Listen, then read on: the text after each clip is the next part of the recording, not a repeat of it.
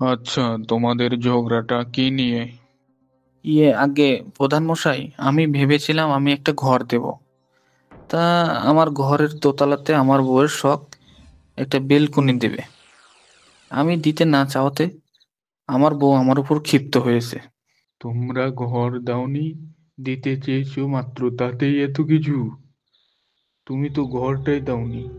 যে জিনিসের কোনো অস্তিত্বই নাই তা নিয়ে ঝগড়া করাটা বোকামো।